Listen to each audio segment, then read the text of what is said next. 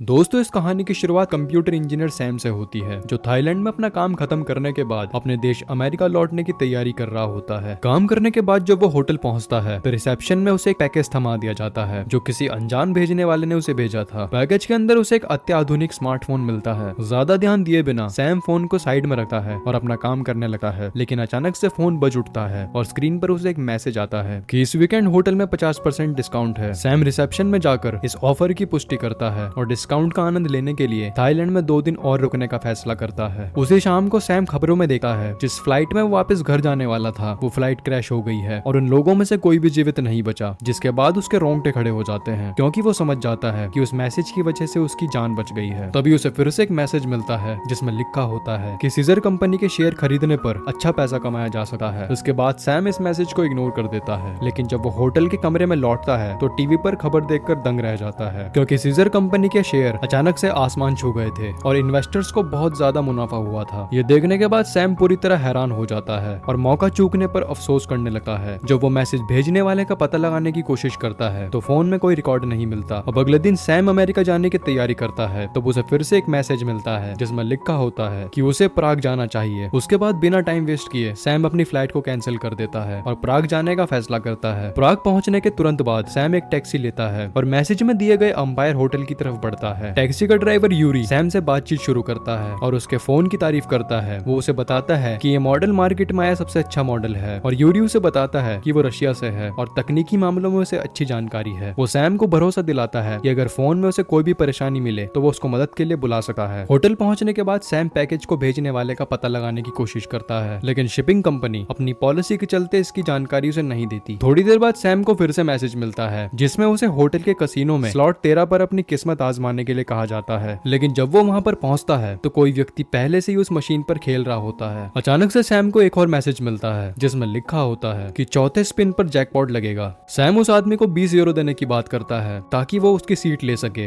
ये दावा करते हुए कि इस नंबर को लेकर उसे अंधविश्वास है, लेकिन वो आदमी सैम को मना कर देता है, आगे खेलता रहता है। जैसे ही वो चौथा स्पिन करने वाला होता है तभी सैम उसका हाथ पकड़ लेता है और ऑफर बढ़ाकर 100 यूरो कर देता है, जिसको वह आदमी मान लेता है। सैम बटन दबाकर अपना भाग्य आजमाता है और पहले ही प्रयास में $3 लाख का जैकपॉट लग जाता है। सिक्योरिटी कैमरों के जरिए उस पर नजर रखे हुए थी और जैकपॉट लगने के बाद मैनेजर एकदम दंग रह जाता है और वो अपनी टीम से कहता है कि सैम पर नजर रखी जाए। तभी सैम को एक और मैसेज मिलता है जिसमें उसे अपनी जीत की रकम को ब्लैक जैक टेबल पर लगाने के लिए कहा जाता है। सैम निर्देशों का पालन करता है और अपनी सारी जीती हुई रकम ब्लैक जैक टेबल के हाथ पर लगा देता है और एक बार फिर से मैसेज सही साबित होता है और सैम को बड़ी जीत हासिल होती है। सैम की इस जीत को देखने के बाद जॉन एकदम हैरान हो जाता है और नोटिस करता है कि सैम खेलते समय चुपके से अपने फोन का इस्तेमाल कर रहा है। जॉन अपने एक सहयोगी को भेजता है ताकि सैम को सूचित किया जा सके कि कसीनो में फोन का इस्तेमाल करना वर्जित है। इतनी बड़ी जीत के बावजूद भी सैम का मन नहीं भरता और वो और ज्यादा खेलना चाहता है।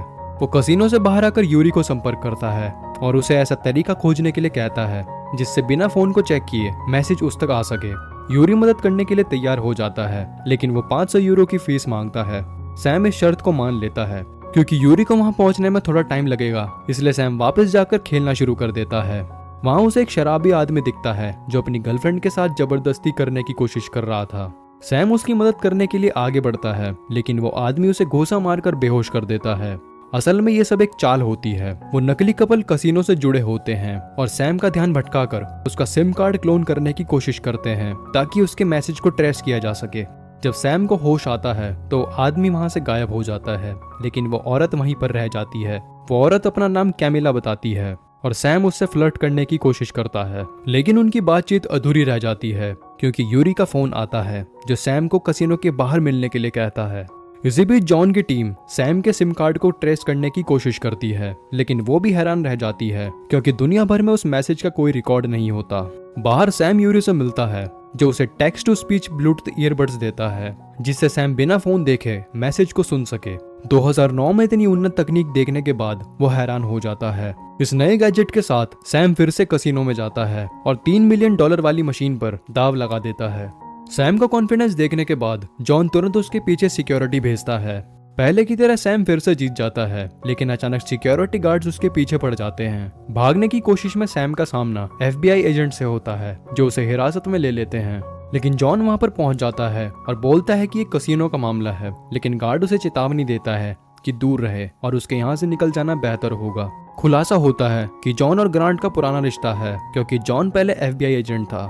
ग्रांट सैम को एक सुनसान इमारत में ले जाता है और बंदूक तान कर फोन और मैसेज के बारे में पूछता है। सैम उसे बताता है कि उसे फोन एक पैकेज में मिला था और वो बस उसकी मदद से पैसा कमाना चाहता था। उसके चेहरे पर डर देखने के बाद ग्रांट उसकी बातों पर यकीन कर लेता है। थोड़ी देर बाद जॉन भी वहां पर पहुंच जाता है, क्योंकि कसिनो के मालिक ने उसे वहां पर भेजा था ताकि वो उसकी नुकसान की जांच कर सके। जब जॉन जाने को तैयार नहीं होता तो ग्रांट उसे सारी इन्फॉर्मेशन देता है। वो उसे बताता है कि FBI NSA के साथ मिलकर लोगों का पता लगाने की कोशिश कर रही है, जो इस मैसेज के जरिए भारी धन कमाने की कोशिश कर रहे हैं। अमेरिकी नागरिक होने के अलावा इन लोगों में कोई समानता नहीं है। अजीब बात यह है कि हर बार जब भी FBI उन्हें पकड़ने जाती है तो वो रहस्यमय परिस्थितियों में मारे जाते हैं। सौभाग्य से सैम पहले ही हिरासत में आ चुका होता है, जिससे उसकी जान बच जाती है।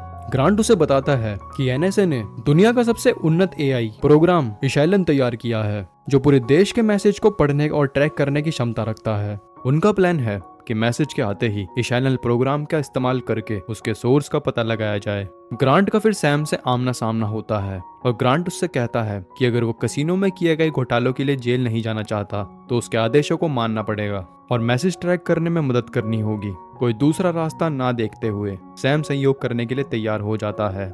ग्रांट उसका फोन अपने पास रख लेता है और सैम को चेतावनी देता है कि संभावित खतरों के चलते वो होटल से बाहर ना निकले। उसके बाद वो अपनी सीनियर ब्रूक से संपर्क करता है और इस प्रोग्राम को एक्टिव करने की मांग करता है। ब्रूक उसे फीडबैक देती है कि 3 घंटे के अंदर सिस्टम चालू हो जाएगा। होटल में रहते हुए सैम को कैमिला का फोन आता है, जो उसे एक बार में ड्रिंक के लिए बुलाती है। ग्रांट की चेतावनी के बावजूद भी सैम होटल छोड़कर कैमिला से मिलने चला जाता है, लेकिन उसकी मुलाकात ज्यादा देर तक नहीं चलती, क्योंकि FBI अधिकारी वहां पर पहुंच जाते हैं और सैम को वापस होटल ले आते हैं। मैसेज के सोर्स का पता लगाने के लिए ग्रांट सैम को उसका फोन वापस देता है और समझाता है कि अगले 3 मैसेज को वो फॉलो करे और उसका पालन करे, जैसे उसने पहले किया था। सैम सारे पैसे मैसेज के अनुसार दाव पर लगा देता है, लेकिन इस बार उसे अपने सारे पैसे गंवाने पड़ते हैं। फिर उसे एक मैसेज मिलता है जिसमें चेतावनी दी होती है कि अगर उसने फोन दोबारा बंद किया तो उसे मार दिया जाएगा। लेकिन तभी एक FBI ऑफिसर आकर उसके हाथ से फोन ले लेता है और उसे बंद कर देता है। जैसे ही NSA का सिस्टम मैसेज को ट्रेस करना शुरू करता है, सभी ये जानकर दंग रह जाते हैं कि सोर्स कोई और नहीं बल्कि इशैलन खुद है। ब्रूक को शक होता है कि किसी ने इशैलन को हैक कर लिया है और इसका यूज मैसेज भेजने के लिए किया जा रहा है। वो तुरंत सिस्टम को बंद करने की मशीन को रद्द करने का आदेश देता है। वो ग्रांट से संपर्क करके उसे भी यही करने के लिए कहता है। इसके बाद वो हैकर का पता लगाने के लिए जांच शुरू करती है, लेकिन नतीजों से पता चलता है कि कोई बाहरी प्रॉब्लम नहीं हुई थी। उसी रात कैमिला सैम को अपने घर बुलाती है, जहां वो उसके लिए बहुत सारा खाना बनाती है। दोनों डिनर करने के बाद करीब आते हैं। अगली सुबह जॉन कसिनो के मालिक से मिलता है और उसे सूचित करता है कि NSA ने अपनी जांच बंद कर दी है, लेकिन कसिनो के मालिक जॉन को निर्देश देता है कि वो खुद से जांच करें और इस मैसेज के सोर्स का पता लगाए। जॉन फिर कैमिला को कॉल करता है और सैम को उसके घर के अंदर ही रखने के लिए कहता है, ताकि उसका हाल पिछले फोन धारकों के जैसा ना हो। इसी बीच ग्रांट को फोन पर एक नया मैसेज मिलता है, जिसमें एक पते का जिक्र किया होता है। सैम को भेजने के बजाय ग्रांट अपने एक एजेंट के फोन के साथ उस लोकेशन पर भेजता है। जैसे ही एजेंट लोकेशन पर पहुंचता है, एक दूसरा मैसेज आता है जिसमें उसे सड़क पार करने का निर्देश दिया जाता है। दुर्भाग्यवश सड़क पार करते हुए एजेंट की जानलेवा दुर्घटना हो जाती है, जो असल में सैम के लिए नियत थी। इस घटना से हैरान ग्रांट फोन उठाता है। तभी एक मैसेज आता है जिसमें उसे सैम को सौंपने या खतरनाक परिणाम भुगतने की धमकी दी जाती है। इसी बीच सैम इशैनल प्रोग्राम की गहरी रिसर्च करता है और पता लगाता है कि NSA न केवल हर एक नागरिक के मैसेज को एक्सेस कर सकता है, बल्कि पूरे देश के सर्विलेंस कैमरे को भी टेप कर सकता है। वो ये जानकारी कैमिला के साथ साझा करता है, जो अचानक सड़क के दूसरी पार एक रॉफ टूब पर स्नाइपर को देख लेती है। तेजी से एक्शन लेते हुए वो सैम को धक्का देकर गोली से बचा लेती है। वो देखती है कि 2 आदमी सीढ़ियों से ऊपर आ रहे होते हैं, जिनका इरादा उन्हें खत्म करना होता है। कैमिला सैम को एक कमरे में बंद कर देती है ताकि वो सुरक्षित रहे और खुद बंदूक ढूंढने की कोशिश करती है, लेकिन स्नाइपर उसके हाथ पर गोली मार देता है और चोट के बावजूद भी कैमिला लोहे की रोड से दरवाजे के जरिए एक हमलावर को रोकने में कामयाब हो जाती है। लेकिन दूसरा हमलावर अंदर घुस जाता है और दोनों के बीच जमकर मारामारी होती है। जैसे ही हालात बिगड़ने वाले होते हैं, सैम कमरे से बाहर आता है दोनों एक साथ मिलकर हमलावर को हराते हैं और लास्ट में उसे मार देते हैं। सैम कैमिला को लड़ते हुए देखकर दंग रह जाता है और उसे एहसास होता है कि कैमिला जॉन के लिए काम करती है। तभी जॉन कैमिला के घर पर पहुंचता है और सैम को एक सुरक्षित जगह पर ले जाता है। वो सैम को बताता है कि एनएसए उसे मारना चाहता है क्योंकि वो इस प्रोग्राम के बारे में काफी ज्यादा जानकारी हासिल कर चुका है और ब्रूक इस जानकारी के सार्वजनिक होने का जोखिम कभी नहीं उठा सकती। जॉन सैम को समझाता है कि इस समस्या से निकलने के लिए एकमात्र रास्ता मैसेज के सोर्स को पता लगाना है। सैम उसे मॉस्को के टैक्सी ड्राइवर यूरी के बारे में बताता है जो इस समस्या को सुलझाने में मदद कर सकता है। जॉन को यकीन नहीं होता कि एक टैक्सी ड्राइवर ऐसा कैसे कर सकता है जो टॉप एनएसए एक्सपर्ट नहीं कर पाए, लेकिन सैम उसे रशिया की तकनीकी क्षमता का उदाहरण देकर मना लेता है। कोई बेहतर रास्ता ना देखते हुए जॉन मान जाता है और दोनों मॉस्को के लिए उड़ान भरते हैं। वहां पहुंचने के बाद जब वो यूरी के घर पर जाकर सारी स्थिति समझाते हैं तो यूरी उन्हें बताता है कि इस समस्या को सुलझाने में कम से कम 3 घंटे लगेंगे। इसी बीच जॉन और सैम बाहर टहलने का फैसला करते हैं। जैसे ही सैम जॉन से पूछता है कि उसने एफबीआई क्यों छोड़ी, जॉन उसे बताता है कि उसने एनएसए के एआई प्रोग्राम ईशैनल का विरोध किया था। उसका मानना था कि नागरिकों के लिए प्रोग्राम बेहद खतरनाक है। उसने इस प्रोग्राम के खिलाफ जमकर आवाज उठाई थी, लेकिन उसकी चिंताओं को नजरअंदाज कर दिया गया। आखिरकार जॉन ने ऐसे नैतिक रूप में भ्रष्ट संगठन का हिस्सा बने रहने से इनकार कर दिया और एफबीआई छोड़ दी। 3 घंटे बाद जब वो यूरी से दोबारा मिलते हैं तो यूरी उन्हें बताता है कि यह प्रोग्राम किसी हैकिंग का शिकार नहीं हुआ है, बल्कि ये खुद से मैसेज भेज रहा है और तेजी से दुनिया भर के कंप्यूटरों में फैल रहा है। इस प्रोग्राम के तेज दिमाग ने पहले विमान दुर्घटना की भविष्यवाणी कर ली थी जो उसके सिस्टम में क्लियर था। साथ ही इसने सीजर कंपनी के शेयर में उछाल की भविष्यवाणी भी करी थी क्योंकि ये कंपनी के बोर्ड मेंबर्स की पर्सनल संदेशों तक पहुंच गया था। इसके अलावा ये प्रोग्राम कसिनो मशीन तक भी फैल गया था जिसकी वजह से सैम कई बार जीता। हालांकि अभी तक ये स्पष्ट नहीं हो पाया है कि ये प्रोग्राम ये सब क्यों कर रहा है। तभी एफबीआई एजेंट वहां पर पहुंच जाते हैं जिससे बचने के लिए सैम और जॉन एक वैन चुराकर भागने की कोशिश करते हैं। एफबीआई तुरंत उनका पीछा करती है, लेकिन जॉन गलती से रेल की पटरी पर चला जाता है जहां सामने से ट्रेन आ रही होती है और पीछे कोई रास्ता नहीं बचता। आखिरी रास्ते के रूप में जॉन अपनी बंदूक का इस्तेमाल करता है और एफबीआई एजेंट की कार को हवा में उछाल देता है। वो ग्रांट पर बंदूक तानता है, लेकिन ग्रांट जल्दी से स्थिति को स्पष्ट करता है कि एफबीआई उसका नुकसान नहीं करना चाहती। असल में वो फोन सैम के पास वापस सौंपना चाहता है क्योंकि ईशैनल सिर्फ उसी से संवाद करना चाहता है। ग्रांट आगे बताता है कि एनएसए को लगता है कि ईशैनल खुद से मैसेज भेज रहा है जो यूरी की बातों से मेल खाता है। वो बताता है कि उसने इस प्रोग्राम की खतरनाक क्षमताओं को पहचान लिया है और वो इसे बंद करना चाहता है। अचानक फोन पर एक मैसेज आता है जिसमें एक एड्रेस दिया होता है जो वही जगह निकलती है जहां सैम पहले सिक्योरिटी इंजीनियर के रूप में काम करता था। वहां पहुंचने के बाद उन्हें एक सील किया हुआ बंकर नुमा ढांचा मिलता है जिसमें ढेर सारे सर्वर और एक हाई एंड कंप्यूटर सिस्टम होता है जिसे सैम ने इंस्टॉल किया था। फोन पर एक और मैसेज आता है जिसमें सैम को सर्वर को ऑथराइज करने के लिए कहा जाता है ताकि बाहरी डेटा फ्लो हो सके। सैम निर्देशों का पालन करता है, लेकिन अचानक से स्क्रीन ब्लैंक हो जाती है। एनएसए के कंप्यूटर एक्सपर्ट भी इसे ऑन करने में नाकाम रहते हैं। हताश होकर सभी बंकर से बाहर निकलते हैं। एक एफबीआई ऑफिसर उन्हें बताता है कि इस फैसिलिटी के मालिक को ईशैनल अपना शिकार बना चुका है और अब तक ये जगह खाली पड़ी है। ग्रांट समझ जाता है कि ईशैनल को इन सर्वर की जरूरत थी, तभी उसने मालिक को खत्म कर दिया। ये सैम को मैसेज इसलिए भेज रहा था क्योंकि वही सर्वर को ऑथराइज कर सकता था। ग्रांट बाकी एफबीआई एजेंट्स को वापस जाने का निर्देश देता है, जबकि सैम और जॉन दोनों बंकर के अंदर दाखिल होते हैं। सैम को झटका लगता है जब वो देखता है कि ये प्रोग्राम एनएसए के सर्वर से ट्रांसफर होकर अब लोकल सिस्टम में आ चुका है। एनएसए के हेडक्वार्टर्स में ब्रूक इस बात से गुस्सा था कि उनका अरबों डॉलर का प्रोग्राम ऐसे कैसे भाग सकता है।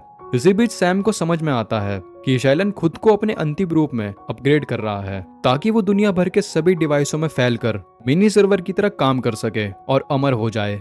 उन्होंने ये भी निष्कर्ष निकाला कि एनएसए ने इसके अपग्रेड को रोक रखा था, इसी वजह से ईशैलन ने उनके सर्वर छोड़ दिए। ग्रांट ब्रूक से संपर्क करता है जो उसे बताता है कि उसने राष्ट्रपति से बात की है और राष्ट्रपति ने आदेश दिया है कि ईशैलन को अपग्रेड करने दिया जाए क्योंकि इतना महंगा प्रोग्राम बेकार नहीं जा सकता।